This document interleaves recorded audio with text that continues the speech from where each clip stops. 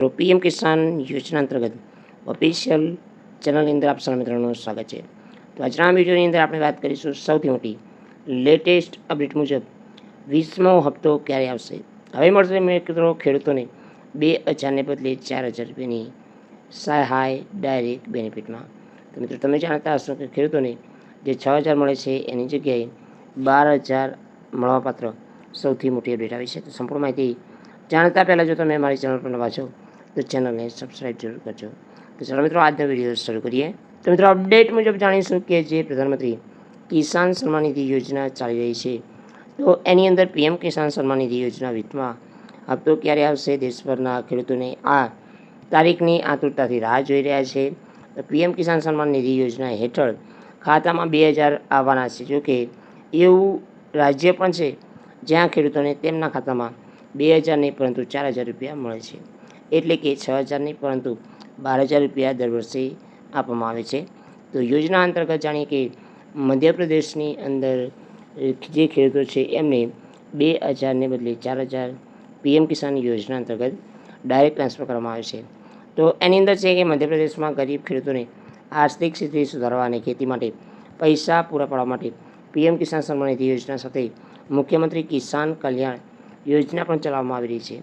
તો મિત્રો આ યોજના જે મધ્યપ્રદેશની અંદર ચાલે છે શું ખરેખર ગુજરાતની અંદર થવી જોઈએ કે ન થવી જોઈએ કમેન્ટ કરીને જરૂર જણાવજો. તો ખેડૂતોને વ્યાજખોરીને ચુંગાલમાંથી બચાવવા માટે આ યોજના હેઠળ કેન્દ્ર સરકાર તરફથી મળતી નાણાકીય મદદ આપવામાં આવે છે. તો કેન્દ્ર સરકારની પ્રધાનમંત્રી કિસાન સન્માન નિધિ યોજના હેઠળ જે 19મા હપ્તા ખેડૂતોના ખાતામાં આવ્યો છે પણ મિત્રો હવે ખેડૂતોને આ યોજના સંબંધિત 20મા હપ્તાની રાહ જોઈ રહ્યા છે.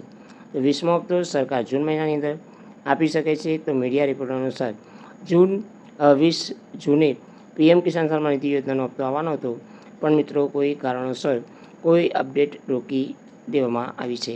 એટલે કે 20 જૂનના રોજ જે હપ્તો મળવાપાત્ર હતો એ હવે મિત્રો જુલાઈ મહિનાની અંદર તમને પહેલા વીકની અંદર ડાયરેક્ટ મળશે. તો મિત્રો આની અંદર મધ્યપ્રદેશની અંદર 86 લાખ ખેડૂતોને 4000 રૂપિયા મળી શકે છે. તો પ્રધાનમંત્રી કિસાન કલ્યાણ યોજના શું છે? તો મધ્યપ્રદેશની અંદર ખેડૂતોને મહત્તમ નાણાકીય મદદ આપી અને તેમના જીવનની ધોરણ સુધારવા લાવવા માટે સતત પ્રયાસ કરવામાં આવી રહ્યા છે. તો આને ધ્યાને રાખીને મુખ્યમંત્રી કિસાન કલ્યાણ યોજના શરૂ કરવામાં આવી હતી.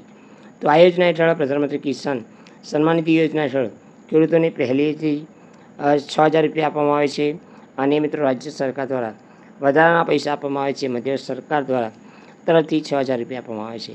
એટલે કે ખેડૂતોને દર વર્ષે 6000ને બદલે 12000 મળે છે અને 2000ને બદલે 4000 રૂપિયા જે હપ્તો 4 મહિને આપે છે એ મળવાપાત્ર હોય છે.